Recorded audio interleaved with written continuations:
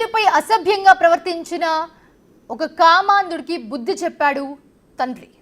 అయితే ఆ తండ్రి కువైట్ నుంచి వచ్చి మరి ఆ కామాంధుడికి బుద్ధి చెప్పాడు. ప్రస్తుతం కువైట్ నుంచి వచ్చాడు ప్రసాద్.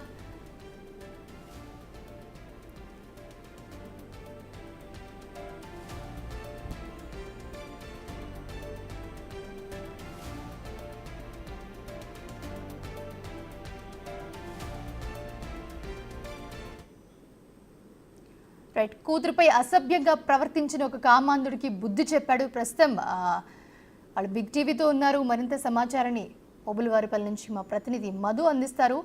మధు అసలు ఏం జరిగింది? ఒక వీడియో అయితే చూసాం మనం. మధు వినిపిస్తుందా? అన్నమయ్య జిల్లా ఓబులవారిపల్లి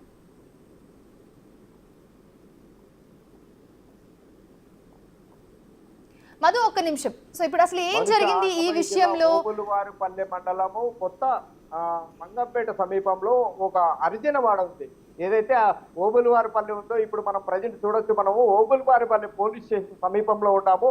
వ్యక్తి ఎక్స్క్లూజివ్ గా ఎవరైతే హత్య చేశారో హత్యగా చేసిన వ్యక్తి తండ్రి మనం చూడొచ్చు. మన కెమెరామెన్ సుదర్శన్ చూపిస్తున్నాడు. వాళ్ళ తండ్రి కూడా పోలీస్ స్టేషన్ కు పోలీసులు అయితే తీసుకొచ్చినట్టయితే తెలుస్తుంది. అయితే ఈ హత్య ఎందుకు చేశాడు, ఎందుకు చేయాల్సి వచ్చింది అనే విషయం అయితే నాకైతే సరిగా తెలీదు సార్.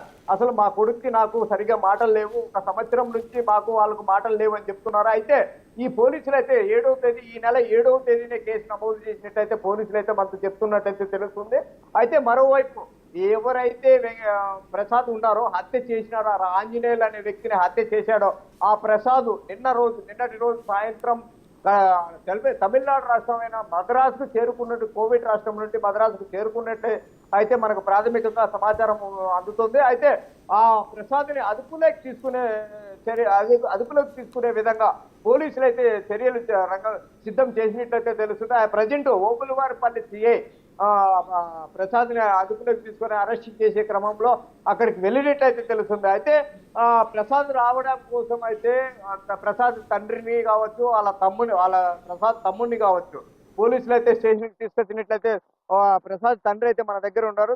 ప్రసాద్ తండ్రి అయితే చెప్తున్నారు. అయితే అసలు ఆ హత్య జరగడానికి కారణం ఏంటి, అసలు హత్య చేయాల్సిన అవసరం ఏమొచ్చింది అనే విషయం ప్రసాద్ తండ్రి ఎవరైతే హత్య చేశారని చెప్పి అభియోగాలు మోపుతున్నారో ఆ ప్రసాద్ తండ్రి మనతో పాటు ఉన్నారు. ఆయన అడిగి తెలుసుకునే ప్రయత్నం చేస్తాము. అయ్యా ప్రసాద్ ఏమవుతారు, అసలు ఏం జరిగింది అయ్యా, ఎప్పుడు ఏం జరిగింది? అదే సార్ చెప్పాను కదా, అసలు ఏం జరిగిందో వాళ్ళ మనవరాలకి వాళ్ళ కూతురికి ఏం జరిగిందో తెలవదు.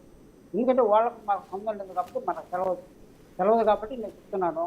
ఆ విషయాలు మాత్రం మనకు తెలియదు. ఎవరినైనా చుట్టుపక్కల అడుగుకోవాలన్నారు, కనుక్కోవచ్చు, చెప్పచ్చు. అతను కూతుర్ని మాదిరి చేశాడని చెప్పి అతను చేసినాడని చెప్పాడు. యూట్యూబ్లో చెప్పినాడు. ఇంకంతకు మించిన మాత్రం మనకేం తెలియదు. సార్లు ఈ మాత్రం చెప్పని మీ కొడుకే అని చెప్పి అడిగి సార్లు నా కొడుకుని నన్ను నా చిన్న కొడుకుని తీసుకొచ్చింది మాత్రం నాకు అంతవరకే. కానీ వాళ్ళు ఫోన్ నెంబర్లు కానీ వాళ్ళ అన్ని విషయాలు మాత్రం నేను పట్టించుకోను. వాళ్ళు వదిలేసినా కాబట్టి నేను పట్టించుకోను సార్. అంతవరకే నాకు ఇంకేం నాకు. అయితే ఇప్పుడు మీ కొడుకు ప్రసాద్ అనే వ్యక్తి వాళ్ళ కూతురు పైన అసభ్యకరంగా తాత వయసు కలిగిన ఆంజనేయులు చెడ్డగా ప్రవర్తిస్తున్నాడు, అసభ్యకరంగా ప్రవర్తిస్తున్నారా అనే ఉద్దేశంతో ఓబులవారిపల్లి పోలీస్ స్టేషన్ లో ఫిర్యాదు చేసినప్పటికీ పోలీసులు అయితే సకాలంలో స్పందించలేదనేది మీ కొడుకు చెప్తున్న మాటలు. అయితే నిజంగానే అలా వచ్చి కంప్లైంట్ చేశారంటారా? వాళ్ళు చేసినారు సార్. వాళ్ళ భార్య ఇచ్చిందంట, వాళ్ళ భార్య వచ్చి చేసినట్ట. ఆ విషయం పోలీసులు పట్టుకుని మాత్రం నాకు తెలవచ్చారు. అవన్నీ అవసరం. నాకు తెలియని మాట మనం తప్పకూడదు. పోలీసులు ప్రభుత్వం పట్టుకోకుండా ఆడిపోతారు సార్. కానీ ఆ విషయం ఎట్లా జరిగిందో ఏమో నాకు అంతవరకు నాకు తెలుసు. తెలిసిన కాడి వరకు నేను చెప్తున్నా. అడుగు కనుక్కొని చుట్టుపక్కల ఎవరినైనా మా బంధువులు కానీ, ఆ ఊర్లో కానీ, ఎంపీలు కానీ, ఎవరు కానీ తెలిసిన కాడి చెప్తున్నాము. వాళ్ళ గురించి అంతా మొత్తం మంగపేట వాళ్ళకి మాత్రమే, వాళ్ళ బంధువులకు మాత్రం తెలుసు. మా బంధువులకు మాత్రం ఒక్క పాయింట్ కూడా తెలుసు. అంతే సార్ నేను చెప్పాలి. అయితే ఇప్పుడు మీ కొడుకు వచ్చాడా, ఇండియాకు వచ్చాడా? పోలీసులు ఏమన్నా చెప్తున్నారా మీ కొడుకును అరెస్ట్ చేసినామనే విషయం ఏమన్నా చెప్పారా మీకు? లేదు సార్, అట్లా ఏం చెప్పలేదు. పోలీసులు అరెస్ట్ చేసినాం చెప్పలేదు. వచ్చే మాత్రము చూస్తాంలే, ఏదో ఒకటి ఆలోచించి చేస్తామని చెప్పని పోలీసులు చెప్పినారు. వస్తున్నారు ఈ రోజు వస్తారని చెప్పని పోలీసులు చెప్పినారు. అంతవరకే సార్. నాకు మాత్రం ఇదేం కలవదు. ఎందుకంటే సార్లు ఉన్నారు కాబట్టి అయితే పోతున్నా, ఇంటికి పోతున్నా వస్తున్నా ఈ అతను ఇచ్చిన దాకా ఉండాలా అని అది కూడా చెప్పలేదు. అతను ఇచ్చిన దాకా ఉండాలని పోలీసులు అది కూడా చెప్పలేదు నాకు. ఏం చెప్పకుండానే కాయలు ఇచ్చినారు, మాట్లాడాలి, రావాలా మాట్లాడాలి, ఒళ్ళే సార్లే అనుకుంటాను. అంతవరకే సార్ ఏం లేదు. అయితే ఇప్పుడు మీ కొడుకు వాదన ఏమిటంటే, ఇక్కడ నేను నా కూతుర్ని అన్యాయం చేశారు, ఒక 50 సంవత్సరాలు పైబడిన ఆంజనేయులు అనే వ్యక్తి ఆ అత్యాచారం చేసే ప్రయత్నం చేశాడు, ఆ అమ్మాయిని కొట్టాడు, ఓ నోరు పుచ్చిపెట్టాడు, అసభ్యకరంగా ప్రవర్తించారు అనే విధంగా పోలీస్ స్టేషన్కి వచ్చి ఫిర్యాదు చేస్తే పోలీసులు పట్టుకోలేదు అంటున్నారు, అసలు పట్టించుకోలేదు అంటున్నారు. అది ఎంతవరకు నిజమంటారు? అదేమో సార్ నాకు మాత్రం తెలియదు సార్. ఆ విషయం మాత్రం నాకు తెలియదు. వాళ్ళు కేసు పెట్టినారో పెట్టలేదో ఆ విషయం మాత్రం నాకు తెలియదు. నాకు తెలిసిన మాత్రం నేను చెప్తున్నాను, అంతవరకే సార్. మళ్ళీ ఏం నాకు తెలియదు. వాళ్ళు పట్టించుకుని మాత్రం నాకు తెలియదు. ఈ మాత్రం కేసు జరిగింది, రా మాట్లాడతామని సార్ తీసుకొచ్చినాడు, అంతవరకే. కానీ ఇంకేం మాత్రం నాతో సార్లు కానీ అది కానీ ఇది కానీ ఏం మాట్లాడలేదు. అయితే మనం చూడొచ్చు మౌనిష, ఇప్పుడు ప్రజెంట్ ఆ తండ్రి చెప్తున్నాడు, ప్రసాద్కి నాకు దాదాపు సంవత్సరం కిందటి వరకు మాటలు లేవు, అయితే ఈ సంవత్సరం తర్వాత ఇప్పుడు ఈ రోజు 2 రోజుల కిందటి నుంచి నన్ను పోలీసులు అయితే తెచ్చినట్లయితే చెప్తున్నారు. అయితే ప్రసాద్ రావాలనే ఉద్దేశంతోనే ప్రసాద్ తండ్రిని కావచ్చు, అలాగే వాళ్ళ సోదరుని కావచ్చు, వాళ్ళని తీసుకొచ్చినట్టయితే తెలుస్తుంది. పోలీసులు ఇప్పటి వరకు ఈ కేసు పైన ఈ నెల 7వ తేదీనే కేసు నమోదు చేశారు. ఎవరైతే చనిపోయారో ఆంజనేయులు అనే వ్యక్తి కొడుకు ఫిర్యాదు మేరకు కేసు నమోదు చేసినట్లయితే తెలుస్తుంది. క్రైమ్ నెంబర్ 218 2024 సంవత్సరం క్రైమ్ నెంబర్ కింద కేసు నమోదు చేసినట్టయితే తెలుస్తుంది. అదే హత్య కేసుగా నమోదు చేసినట్టయితే తెలుస్తుంది. అయితే ఇక్కడ పోలీస్ స్టేషన్ లో చూడొచ్చు మనము, ప్రజెంట్ అయితే ఈ కేసు విషయం పైనే విచారణ కోసం అని చెప్పి ఇక్కడ ఉండే ఎస్ఐ కావచ్చు, సిఐ కావచ్చు వెళ్ళినట్టయితే ఇక్కడ పోలీస్ స్టేషన్ లో ఉన్న పోలీసులు అయితే మనకు చెప్తున్నారు. అయితే ఇక్కడ సెంట్రీ మాత్రమే ఉన్నారు. ఇక్కడ మనం సెంట్రీని అయితే ఆ కేసుకు సంబంధించి ఫైళ్ళు అయితే మా దగ్గర లేవు, మా అధికారులే తీసుకెళ్లారు.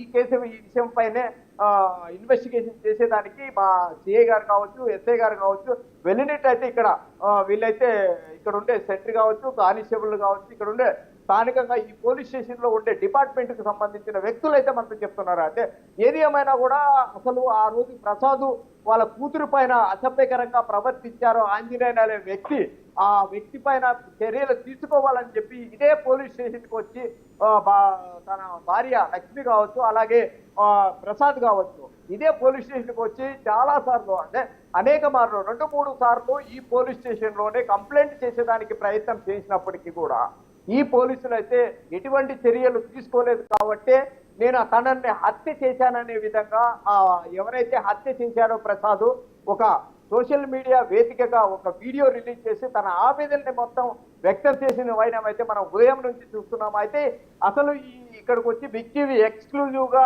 పోలీస్ స్టేషన్కి వచ్చి పోలీసులు అయితే అడగడం అయితే జరిగింది. అసలు ప్రసాద్ అనే వ్యక్తి ఫిర్యాదు చేసినప్పుడు మీరు ఎందుకు కంప్లైంట్ తీసుకోలేదంటే, లేదు మేము ప్రసాద్ కావచ్చు, ప్రసాద్ భార్య కావచ్చు కంప్లైంట్ చేసి ఇచ్చినప్పుడు మేము స్పందించాము, అతను పిలిపించాము, మాట్లాడినామనే చెప్తున్నారు తప్ప దాని మీద చర్యలు తీసుకున్నామనే అనే విధంగా ఎక్కడే కానీ మాట్లాడడం లేదు. అయితే ఇంతటి దారుణాలకు కేవలం 2 జీవితాలు నాశనం కావడానికి కేవలం పోలీసుల నిర్లక్ష్యమేనే స్పష్టంగా ఈ కేసు విషయంలో అర్థమవుతుంది. మరోవైపు అయితే ఎవరైతే హత్య చేసి నేనే పోలీసులకు స్వయాన వచ్చి కోవిడ్ దేశం నుంచి వచ్చి స్వయాన ఏదైతే ఓగులు వారు వాళ్ళ పోలీసులకు అయితే సరెండర్ అవుతుందని చెప్పి ప్రసాద్ అయితే సోషల్ మీడియా వేదికగా చెప్పుకొచ్చాడు. అయితే మరోవైపు కొద్దిసేపటి క్రితమే మరో వీడియో రిలీజ్ చేసిన వైనం అయితే చూసాము. ప్రసాద్ నేను ఇంత దారుణానికి ఒడిగట్టాను, తెలుసో తెలియక నేను తప్పు చేశాను, హత్య చేయడం అనేది చాలా దుర్మార్గమైన చర్య కాబట్టి అయినప్పటికీ నా కన్న కూతుర్ని నేను ఎంతో గారాబంగా పెంచుకుంటున్న నా కూతుర్ని పట్టుకొని రాంచాట పట్టుకోవడము, అసభ్యకరంగా ప్రవర్తించడము, ఆ అమ్మాయి ఏడుస్తూ నాకు తనకు వచ్చే పెయిన్ నాకు చెప్పడంతో నేను తట్టుకోలేక భావోద్వేగానికి గురయ్యి ఏదో ఒకటి చేయాలని నాకు ఎక్కడికి పోయినా న్యాయం జరగడం లేదు, ఖచ్చితంగా ఇతన్ని చంపడమే న్యాయమైన శిక్ష అని చెప్పి ఉద్దేశంతోనే అతన్ని హత్య చేసినట్లు మరో వీడియో కూడా రిలీజ్ చేశారు. అయితే ఈ వీడియో రాష్ట్ర సీఎం చంద్రబాబు నాయుడు కావచ్చు, అలాగే డిప్యూటీ సీఎం పవన్ కళ్యాణ్ గారి దృష్టికి కావచ్చు, అలాగే మంత్రి నారా లోకేష్ గారి దృష్టికి ఖచ్చితంగా చేరాలా, నాకు న్యాయం జరగాల, నాకు ఒకవేళ ఏదైనా అన్యాయం జరిగి నాకు శిక్ష పడి ఒకవేళ నాకు ఏదైనా పెద్ద శిక్ష పడితే నా భార్య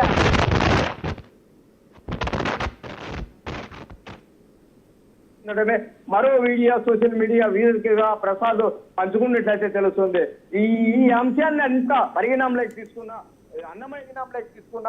అన్నమయ్య జిల్లా పోలీసు ఉన్నతాధికారులు అయితే చాలా సీరియస్ గా తీసుకున్నారు. ఆ రోజు ఏం జరిగింది, అసలు ఇక్కడ ఏం జరిగింది, అసలు పోలీస్ స్టేషన్ కి ఏ టైంలో వచ్చారు, ఫిర్యాదు ఏమి ఇచ్చారో, అసలు ఆ ఫిర్యాదులు ఏముంది అనే విషయము ఇక్కడ క్షుణ్ణంగా పరిశీలించి నిన్న మనకు ప్రాథమికంగా ఉండే సమాచారము ప్రసాద్ నిన్న సాయంత్రము తమిళనాడు రాష్ట్రం చెన్నైకి అయితే చేరుకున్నట్లయితే తెలుస్తుంది. హుటాహుటిన ఓబులవారిపల్లి ఎస్ఐ కావచ్చు, సిఐ కావచ్చు, ఎవరైతే ప్రసాద్ని హత్య చేశాడో ఆ ప్రసాద్ని అదుపులోకి తీసుకునేదానికి వీళ్ళు అక్కడికి వెళ్ళినట్లయితే తెలుస్తుంది. ఫర్దర్ గా ప్రసాద్ని అదుపులోకి తీసుకున్న తర్వాత అసలు ఆ రోజు ఏం జరిగింది, ఎందుకు చేయాల్సి వచ్చింది అనే విషయము ప్రసాద్తో మాట్లాడేదానికి మనం అయితే ప్రయత్నం చేద్దాం. Mounisha, right, thanks for the beats Madhu.